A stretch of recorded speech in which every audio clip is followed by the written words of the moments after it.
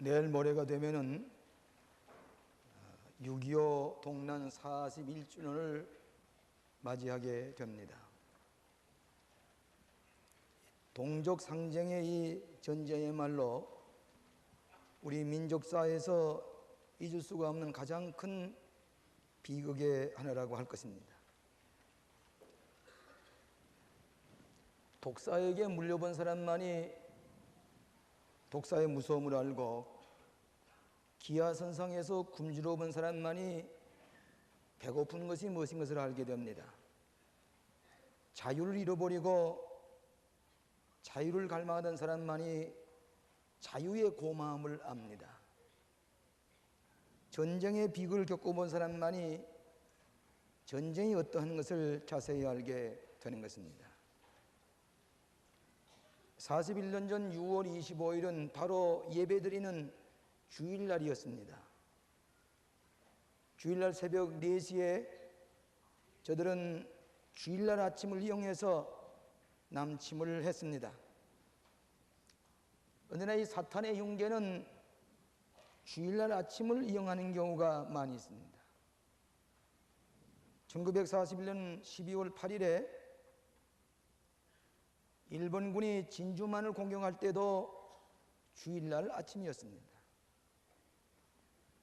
주전 70년에 로마가 예루살렘을 공격해 올 때도 그들이 지키는 종교 의식의 제전인 6월절에 저들은 공격해 왔습니다. 1948년부터 1949년 사이에 이 공산군들은 남침을 계획하는 일의 정보를 들었습니다. 그들은 소련제 T-34형 탱크 242대를 준비를 했고 항공기 200여 대, 야포가 1600문, 함정이 30척을 공격용으로 준비를 다 거쳤습니다. 그러나 한국군은 아무런 준비도 못하고 도리어 38선의 철조망을 5겹으로 치고 이 벙커를 만들자고 그렇게 국회에다가 예산을 신청하니까 국회의원들이 그를 거부했습니다. 그 까닭은 국회의원 가운데도 공산주의자들가 있었기 때문이라고 하는 것입니다.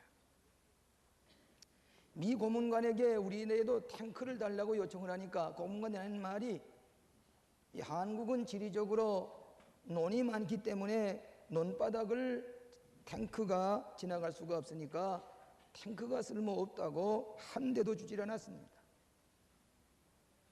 저 태평로에 퍼레이드용으로 장갑차 몇 대와 항공기, 경비행기 10여 대밖에 없었습니다. 이렇게 아무런 준비도 없으면서도 하는 말이, 그 당시 국방장관인 사람이 하는 말이, 만일 남침을 하면은 곧 반경을 해서 조반을 해주에서 먹을 것이고 점심은 평양에서 먹을 것이고 저녁은 원산이나 신의주에서 먹을 것이라고 호언장담했습니다. 얼마나 무책임한 이런 얘기인지 모릅니다. 이것 때문에 북침설이 이런 얘기 때문에 나오는 것입니다. 일선 장병들은 주일 아침이 되기 때문에 아무것도 모르고 3분의 1이 휴가를 나갔습니다. 남침의 계획에 정보도 무시한 채 지나다가 아무런 방법 없이 남침의 공격을 해올 때에 불과 3일 만에 서울이 함락이 되는 쓰라린 비극을 거쳤습니다. 역사적인 사실입니다. 우리나라 사람은 한때 어느 모 신문에 우리나라 사람의 한국인의 진단을 연조로 쓰는 적이 있는데 이것을 몽땅 번역을 해서 최근에 일본의 책으로 나온 것이 있습니다. 한국 사람은 쉽게 흥분하고 쉽게 잊어버리기를 잘하는 백성이다 그랬습니다. 최근에 우리가 6.25 동란의 이 사실을 잊어버리고 억지로 남북 통일을 하려고 하는 의미에서 그거 구태여 기고할 것입니다 그러지만은 여러분, 걸프 전쟁이 이기게 될 때에 그 배후에는 생전에 처음으로 이 미군과 연합군이 참석해서 참전해서 휴전이라는 말은 처음으로 한국전에서 시작이 됐습니다. 그리고 미군이 참조해가지고 베트남 전쟁에서 완전히 실패하는 것은 미국 역사상 처음 이런 일입니다. 어떻게든지 이번 전쟁 이겨야 되겠다고 하는 쓰라린 상처와 경험을 회고하면서 전쟁을 치루어서 100명도 되지 아니하는 전상자를 내서 골프전에 이겼다고 하는 그들의 그 승전보를 듣게 됩니다. 우리는 6.25의 쓰라린 아픔을 비극을 잊어서는 안 됩니다. 언제나 그것을 짚고 넘어가야 됩니다. 6.25 동란에 생명 잃은 사람이 무려 151만 5천여 명입니다. 국군 장병들이 14만 1,900여 명이 전사를 했습니다. 의영군으로 끌려간 사람이 청소년이 40여만 명이나 되고 강제 납북된 사람만 해도 40만 명이나 됩니다. 일대 불탄 교회 수가 267개소요, 순교한 순교자의 수가 232명이요 제가 가장 존경하는 목사님 두 분이 모두 순교를 당했습니다. 전쟁 미만민이 10만여 명이요 고아들이 5만여 명이 생겼습니다. 남한의 구할이 점령을 당하고 10분지 1에 달하는 조그마한 영토 속에서 하늘을 우러러보고 도움을 청하고 기도했던 비극들, 우리의 삶에 잊을 수 없는 최대의 비극을 우리는 체험을 했습니다.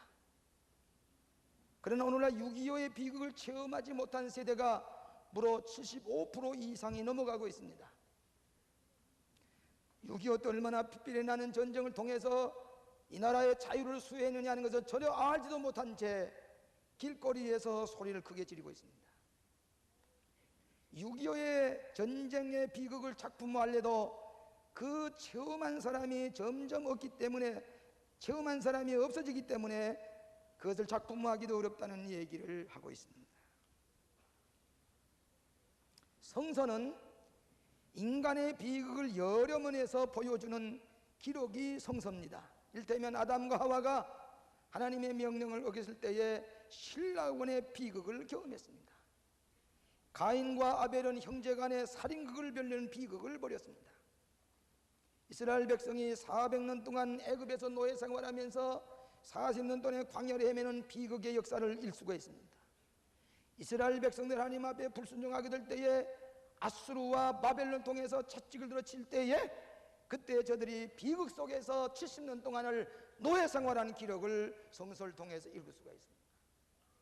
예수님도 십자가에서 비극의 죽음을 죽으셨지만은 예수님은 십자가의 비극으로 끝나지 아니하시고 부활의 새 생명으로 승리하신 것으로 인간의 모든 비극을 영원하지 아니하고 이 비극이 예수 그리스도로 말미암아 새로운 승리와 굿뉴스, 진리의 복음 기쁜 소식으로 우리에게 전해지는 진리를 믿는 것이 기독교입니다.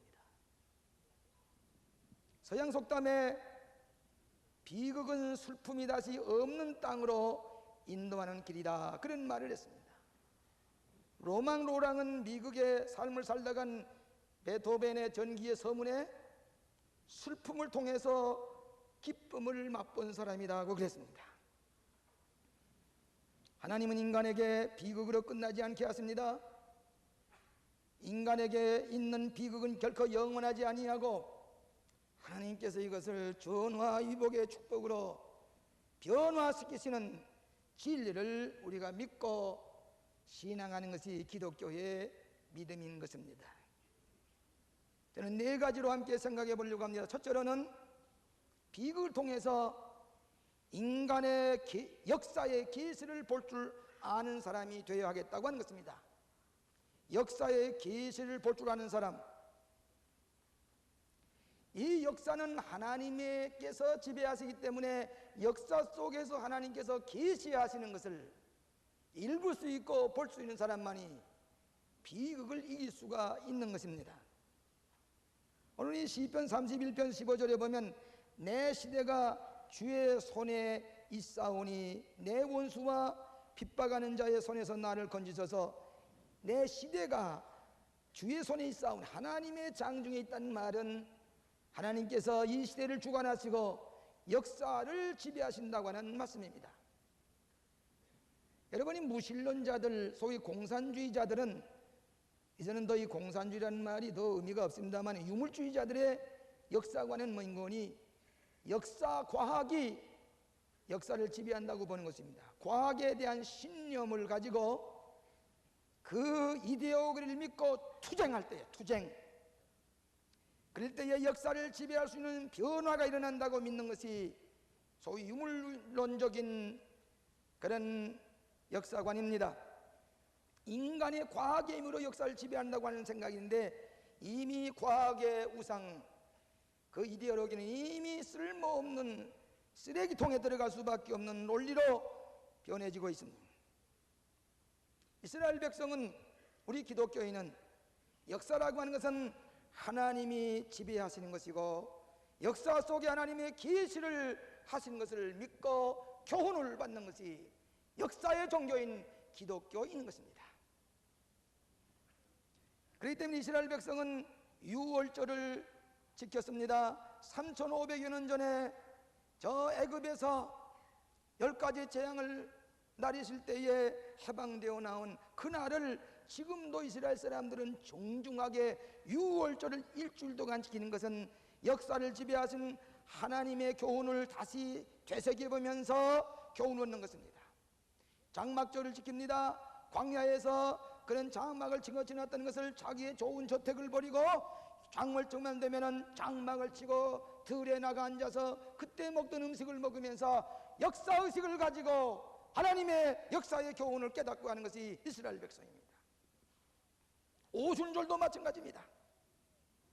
하나님께서 역사 속에 계시하신 교훈을 배우는 사람은 뒤떨어지지 않은 사람이 되지만은 역사의 교훈을 계시를 볼 줄 모르는 백성은 낙오하는 백성이요 패망의 길을 걸어갈 수밖에 없는 것입니다. 최근에 어느 선교단체에서 서울대학에 내 6.25형 음식 먹기를 하자고 그랬습니다. 꽁보리범을 먹고 밀가루죽을 이런 수제비를 끓여 먹어 그때 먹던 음식을 먹으면서 6.25를 회상하자고 할 때에 이런 것은 분단을 고착시킨 것이라고 내쫓아버리는 이런 편견, 역사의식이 없는 백성입니다. 음식을 먹이면서 우리의 조상들이 풀뿌리를 뜯어 먹이면서 6.25를 이겨낸 음식을 먹어보자고 하는 것은 분단을 고착시킨 게 아닙니다. 역사의식을 가지자고 하는 유월절의 의식과 마찬가지인 것입니다. 왜 우리가 이스라엘의 구약의 역사를 있습니까? 왜 전쟁의 역사를 있습니까? 이스라엘이 가졌던 이 역사의 교훈을 우리도 이 현실 속에서 이 역사의 교훈을 얻고자고 하는 것이 이것이 우리의 신앙의 태도이기 때문입니다. 저는 독일에 갈 때마다 베를린에 있는 바로 담장 옆에 있던 베를린 국회의사당을 가봅니다. 한때 히틀러가 독재자의 연설을 하고 독일 사람들에게 환호성을 받았던 그 국회의사당을 들여다보면은 이 자도전에 총탄이 그대로 맞은 데로 있습니다. 그대로 놔뒀습니다.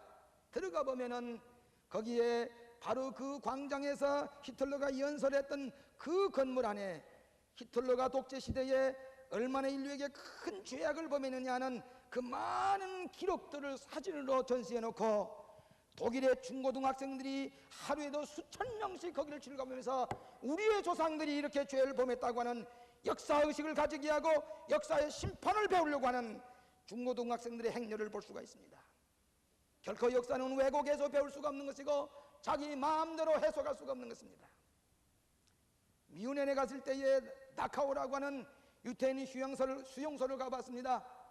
유태인 600만 명을 깨서 잠바 속에 죽인 이 다카오의 그 가시철망 속에 있는 유태인의 수용소를 들어 그때 그 모양 그대로 볼 수가 있습니다. 가스 챔버를 들여다볼 수 있습니다. 거기에 피골이 상접한 이 유태인을 동상을 세워놓고 유태인은 죽어서 말한다 썼습니다. 거기에도 독일의 중고등학생들이 줄을 서서 다니면서 우리의 조상들이 이렇게 잘못된 행한 것을 역사의식을 가지고 볼 수 있게 하고 역사의 심판을 보게 하는 것이 독일 국민이었기 때문에 어떤 의미에서는 통일을 당겨 넣는지도 모릅니다. 오늘 우리나라 사람들이 역사의 역사를 왜곡하고 잘못대로 고쳐서 자기 마음대로 해석하고 역사의 교훈을 듣지 못하는 것이 오늘 젊은 세대의 큰 실수라고 하는 것을 알아야 됩니다. 오늘 젊은 세대는 옛 것은 다 나쁘고 새 것만 좋다고 생각합니다. 단절된 시대 속에 사는 핵시대 인간들이라고 그랬습니다. 마치 뭐가 마찬가지노니 우리나라 젊은이들이 워크맨을 좋아합니다. 물론 하도 스트레스가 쌓이니까 자기가 좋아하는 카세트, 자기가 좋아하는 뮤직 거기다 엮고 그것만은 들으려고 합니다. 다른 소식 들으려고 하지 않습니다. 그것만을 자전거를 타고 자전거를 탈 때나 걸어갈 때나 그것만 듣고서 혼자서 그것만 듣고 다닙니다. 다른 얘기 들을 필요가 없다는 얘기입니다. 워크맨에 그거 끼고 혼자서 그러고서 다른 얘기 듣지 않는 가는 동안에 큰 추럭이 크락션 소리 들으면서 비키라고 해도 그것도 듣지 않습니다. 혼자 가다가 그 추럭 속에 깔려 죽는 것이 단절된 시대에 역사의 소리를 들 줄 모르고 부모의 교훈을 들 줄 모르고 체험한 자의 교훈을 들 줄 모르는 핵시대에 사는 단절된 모습이라고 볼 수가 있습니다. 로버트 리프톤이라는 사람이 핵시대 인간에게 세 가지 특징이 있는데 하나는 역사의 단절이라고 그랬습니다. 역사의 교훈 들을 것도 없고 역사의 연속성을 부인하는 것입니다. 두 번째는 단편적인 이데올로기를 보편적인 진리명이 아니라 어떤 단편적인 이데올로기에 도취되어 있는 것이라고 그랬습니다. 그럼에도 불구하고 그들은 무엇인가 새로운 불멸성을 요구하고 있다고 그랬습니다. 오늘 우리 민족은 역사의 교훈을 볼 줄 모르는 데서 큰 실수를 범하기 쉽습니다. 오늘 우리는 역사의 교훈, 비극적인 역사 속에서 하나님께서 우리에게 뭐라고 계시하셨는가 하는 역사의 교훈을 배울 때만이 비극을 이길 수 있는 승자가 될 줄로 믿습니다. 두 번째로는 비극 속에서 하나님을 경외하는 사람이 되어야 합니다. 하나님을 두려워하는 사람이 되어야 합니다. 31장 18절 19절에 보면 교만하고 완악한 말로 무례히 의인을 치는 입술로 벙어리 되게 하시고, 의인을 치고 거짓말로 의인을 치는 입술은 이미 벙어리가 되게 하셨다. 주를 두려워하는 자에게 쌓아두신 은혜, 곧 인생 앞에서 주께서 비하는 자에게 주시는 베푸는 은혜에 어찌 그리 크신지요. 우리는 6.25의 비극 속에서 하나님을 두려워하는 체험을 했습니다.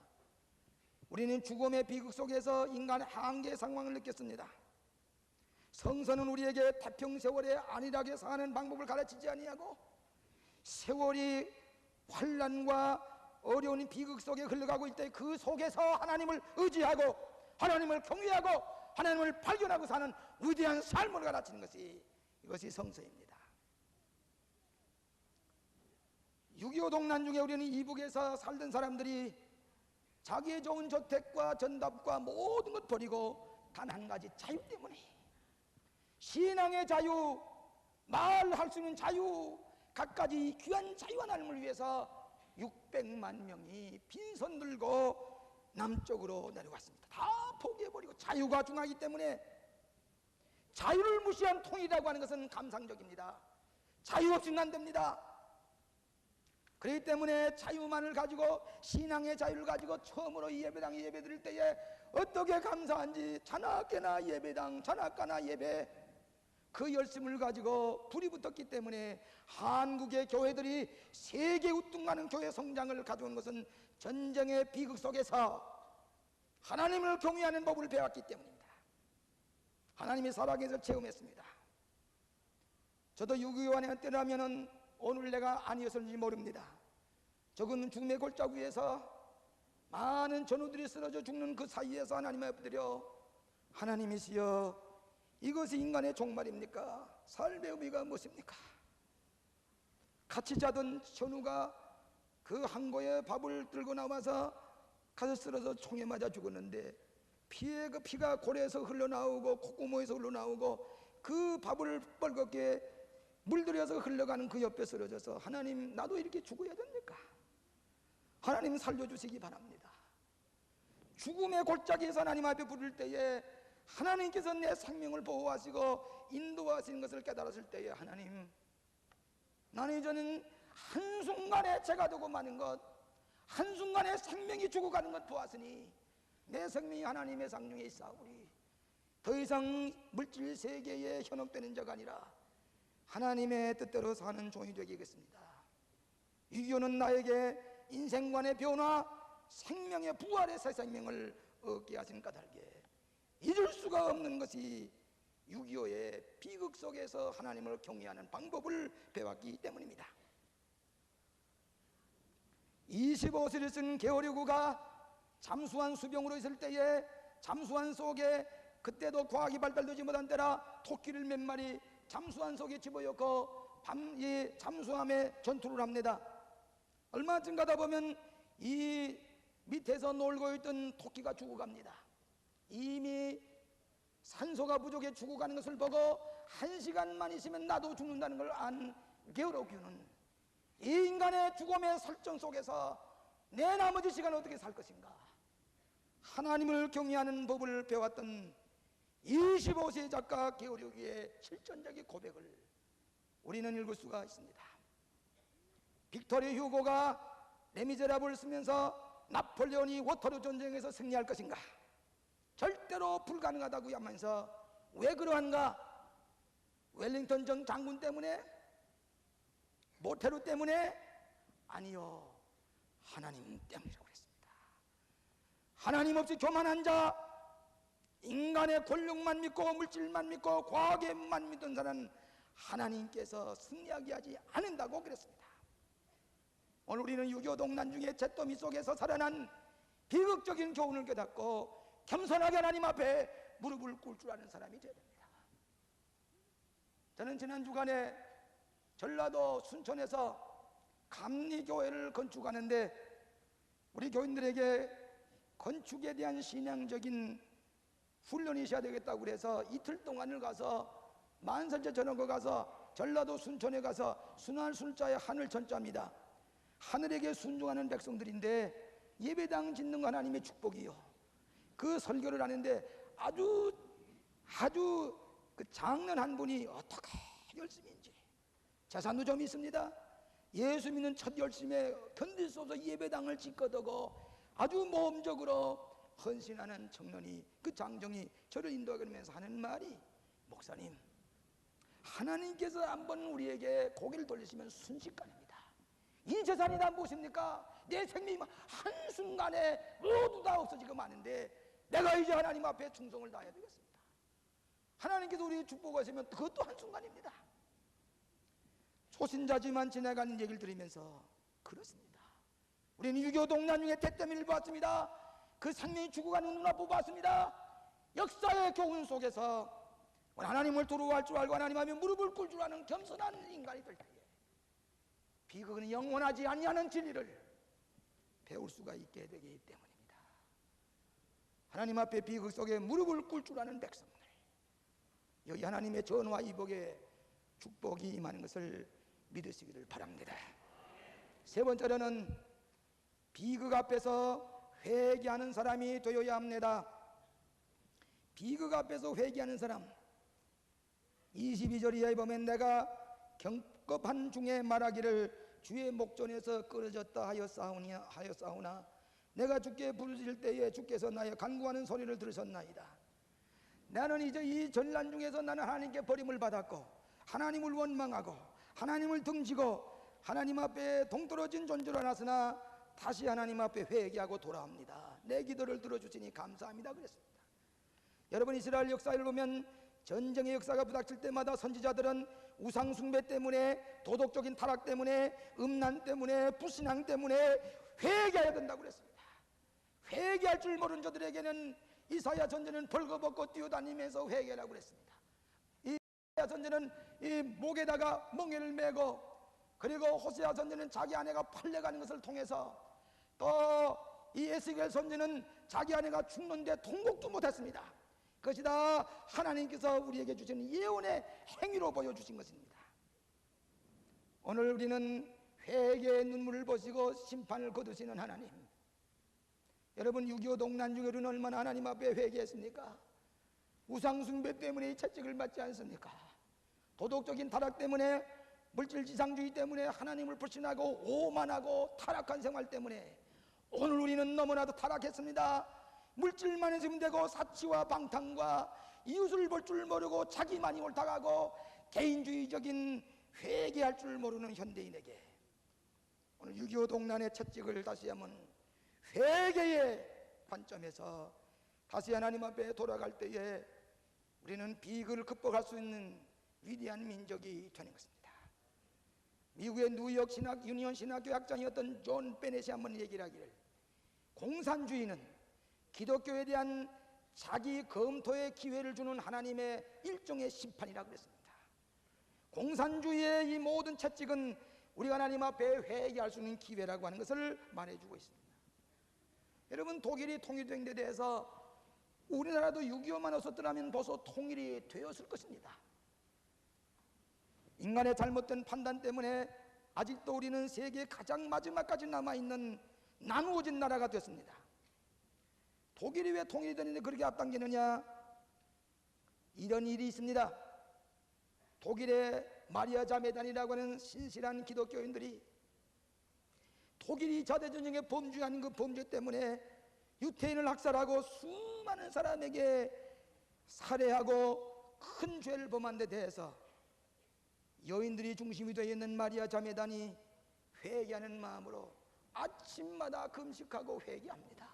민족의 죄를 걸머지고 이 민족의 죄를 용서해 주시옵소서.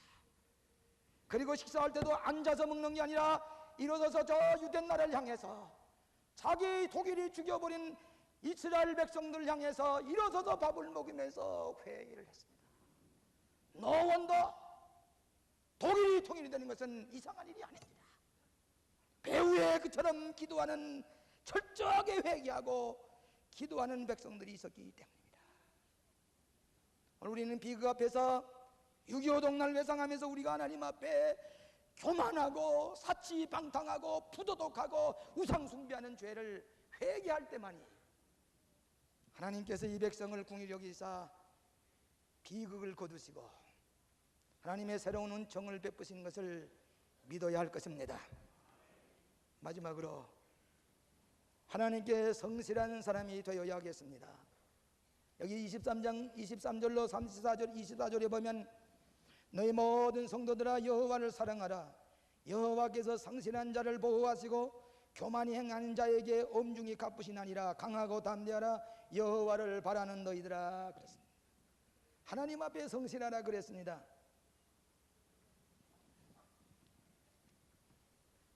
우리 한국인의 자기진단이라는 책에 보면은 우리나라 사람들이 선진화된 것 같지만은 선진국가에 비해서 성실성이 부족하다는 그런 내용을 쓰고 있습니다. 뭐 조금만 되면은 너무 도에 지나치는 그런 교만과 허세, 실상은 아무런 내용이 없이 허세를 부리는 것이 이것이 선진국가 사람들과 다른 점이 아니냐, 그렇게 쓴 것을 보았습니다. 우리는 시련과 역경이 닥칠수록 하나님 앞에 성실해야 됩니다. 성실한 사람만이 비극을 극복할 수가 있습니다. 여러분, 스코틀랜드에 존 낙스라는 사람이 있었는데 이 사람은 에딘베라 대학의 큰 강당 앞에 가게 되면 존 낙스의 동상이 서 있습니다. 원래 이 존 낙스는 배에서 노를 짓는 노예였습니다. 그런 노예 생활 가운데서 인간의 연단과 시련을 통해서 마침내 쓴 책이 인간의 이해력에 관한 연구란 책입니다.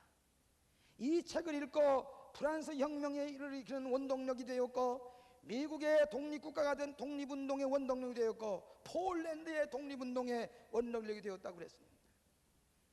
메리 여왕은 존 낙스를 향해서 많은 군인보다 나는 존 낙스 한 사람을 두려워한다고 그랬습니다. 존 낙스를 향해서 그는 사람의 낯을 두려워하지 않고 두려워할 줄 모르고 살다간 사람이라고 그랬습니다. 사람의 눈치를 보지 아니하고 하나님 앞에 성실하게 살다간 존 낙스였습니다. 오늘 이 시대는 우리가 회개하는 마음으로 성실하게 살아가야 할 시대입니다. 우리가 성실하게 살아가기만 하면 남의 침략을 받을 수가 없습니다. 먼저 하나님 앞에 성실하고 나 자신에게 성실하고 사람 앞에 성실하고 내가 하는 일에 성실해야 되겠습니다. 어떤 스포츠 감독이 오늘 아침에 여러분이 리스본의 축구 시합을 보다가 오신 분이 계시겠습니다만은 어제 지나가는 얘기 가운데 어떤 훌륭한 감독에게 스포츠의 스타가 되려면 어떻게 해야 되느냐 물을 때에 누가 그런지 난 모르겠습니다. 지나가는 얘기 잠깐 들어보니까 스포츠의 스타가 되려도 스포츠를 성실하게 할 뿐만 아니라 자기 자신에게 대해서 경건해야 된다고 했습니다. 자기 자신에게 대해서 성실하는 사람만이 스포츠의 스타가 될 수가 있다고 그랬습니다. 우리는 하나님 앞에 날마다 나 자신을 바라보면서 성실하게 살 때에 비극을 극복할 수가 있는 줄로 믿습니다. 아놀드 토인비가 얘기를 하기를 위대한 업적을 낳는 백성에게 세 가지 공통점이 있는데 하나는 왕성한 활동력이요, 두 번째로는 성실한 백성이요, 세 번째로는 일치된 단결력이라고 그랬습니다. 우리는 쉽게 흥분하지도 말고 쉽게 잊어버리지도 마십시다. 역사의 교훈을 다시 한번 되찾는 우리들이 되어야만이 이 비극을 극복하는 위대한 백성이 될 것입니다. 미국의 젊은 대통령 존 F 케네디가 1961년에 자기 고향 마사추세츠주의 상원에 가서 연설하는 가운데 유명한 명언을 남기고 죽었습니다. 우리는 먼 훗날의 역사의 심판대 앞에서 다음과 같이 물을 때에 당신들은 어떻게 대답할 것입니까? 첫째로 당신은 용감하였습니까? 당신들은 총명하였습니까? 당신들은 성실했습니까? 당신들은 헌신했습니까?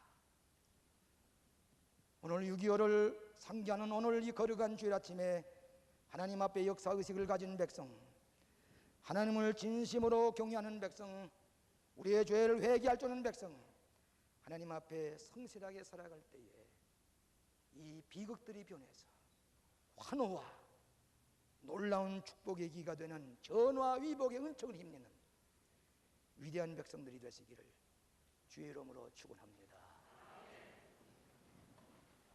역사의 주관자가 되시는 거룩하신 하나님, 41년 전 6.25 동란 중에 우민족이 다 망한 줄만 알았는데 그래도 우리의 기도를 들어주시사 살려주시고 오늘의 자유를 누리게 하시고 민주국가가 되게 하시고 세계의 여러 나라들이 부러워할 만한 나라로 인도해 주심을 감사합니다. 비록 남북이 나눠져 있지만은 우리 스스로 회개하는 마음으로 이 상처를 극복하면서 하나님이 기뻐하시는 여호와 하나님을 두려워하는 위대한 민족으로 축복해 주시옵시기를 예수님 이름으로 기도하옵나이다.